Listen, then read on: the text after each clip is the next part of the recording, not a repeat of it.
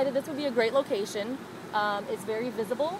There's a lot of flat ground, which is good in case it rains. Tell me what happened here. I mean, were you guys leaving peacefully? Were they out of line? Talk to me about, just fast forward for me, if you will, what happened. Okay, so a couple people were talking to Eddie Roth, and there was a line of police over here, probably 25 police officers. Another 30 or 40 started amassing over here on the street, and at that point, we decided to leave the park because Eddie Roth had said at 10:30, if you guys are not out of here, we're going to arrest people. We have a lot of people in from out of town that don't know people here, so we decided we did not want to get arrested. Okay. And so we vacated the park. And we headed towards the corner here at Russell and Grand.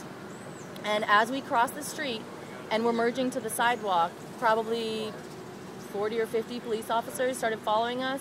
And as we were merging onto the sidewalk, they started grabbing people and throwing them to the ground, arresting people.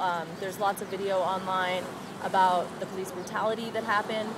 Once they started throwing people to the ground and arresting people, a lot of people pulled out their cell phones and video cameras and were trying to document everything that was going on and ask for badge numbers.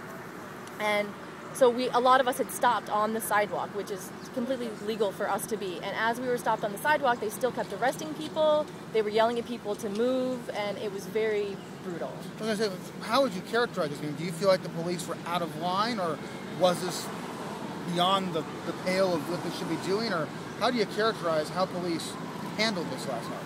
Well, I think using violence or excessive force should only be done if violence or excessive force is enacted to you. And nothing like that happened from any of the occupiers, so I think it was completely uncalled for. You know, we were violating, if you look at the legality of it, we were violating a curfew law, a city ordinance. And I don't think that in any way does that justify that violence should happen upon us.